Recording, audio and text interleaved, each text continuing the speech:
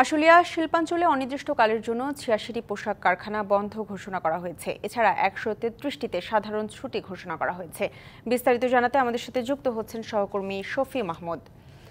শফি, জানাবেন কারখানার মালিক বা শ্রমিক পক্ষ কারোর সাথে আপনার কথা হয়েছে কিনা এবং এই মুহূর্তে সেখানে কি পরিস্থিতি দেখছেন, বিস্তারিত। কিন্তু সকাল থেকে এই শিল্পাঞ্চলের বিভিন্ন কারখানাগুলো ঘুরে দেখেছি এবং এখানে যেসব কারখানা চালু রয়েছে সেগুলিতে কিন্তু আমরা দেখতে পেয়েছি যে সকাল থেকে শ্রমিকরা নির্ধারিত সময়ে তাদের এই কারখানাগুলোতে কর্মকাণ্ডে যোগদান করেছেন এবং এই যে শ্রমিকরা কারখানাতে যোগদান করছেন সেসব কারখানায় আমরা কিন্তু মালিক পক্ষের সাথে কথা বলেছি। মালিক পক্ষ সাথে কথা বলে আমরা যতটুকু জানতে পেরেছি যে শ্রমিকদের যে দাবি দেওয়াগুলো ছিল, যে নিয়োগের ক্ষেত্রে নারী পুরুষের সমান অধিকার নিশ্চিত করা, টিফিন বিল বাড়ানো, হাজিরা বোনাস বৃদ্ধি করা, এগুলো কিন্তু দুদিন আগেই বিজিএমই থেকে তারা ঘোষণা দিয়েছে যে তাদের এই দাবি দাওয়াগুলো পূরণ করে নেওয়া হবে। এরপরও কিন্তু আমরা দেখতে পেয়েছি যে কিছু সংখ্যক কারখানাগুলিতে তাদের অভ্যন্তরীণ কিছু দ্বন্দ্ব রয়েছে, সেখানে শ্রমিকরা মালিক পক্ষের সাথে বনিবনা না হয় গত দুদিন ধরেই কিন্তু আমরা দেখতে পাচ্ছি যে কারখানায় যোগদান করার পরে শ্রমিকরা কাজ না করে বসে থাকছিল। সেই কারখানাগুলোতে কিন্তু সাধারণ ছুটি ঘোষণা করেছে।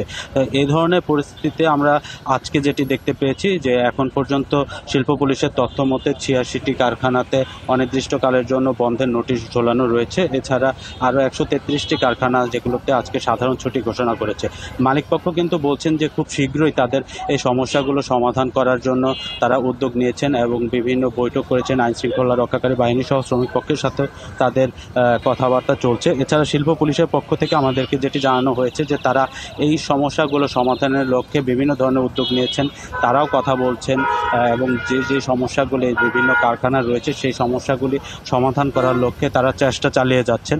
তো সব মিলিয়ে কিন্তু এখন পর্যন্ত এই শিল্পাঞ্চলে প্রায় ১২০০-র অধিক কারখানা রয়েছে, যে শুধুমাত্র আশুলিয়া কেন্দ্রিক। সেই কারখানাগুলোর মধ্যে আমরা বলতে পারি যে এই যে কারখানাগুলো বন্ধ রয়েছে সেগুলো সমস্যা সমাধানে খুব দ্রুতই তারা উদ্যোগ নিচ্ছেন এবং শিল্প পুলিশের পক্ষ থেকেও যেটি বলা হচ্ছে বারবার যে তারা কথাবার্তা চালিয়ে যাচ্ছেন। তারাও আশা করছেন যে শনিবার নাগাদ সব ধরনের সমস্যা সমাধান করে শিল্পাঞ্চলের সবগুলো কারখানা খুলে দেওয়া হবে। আপনাকে ধন্যবাদ।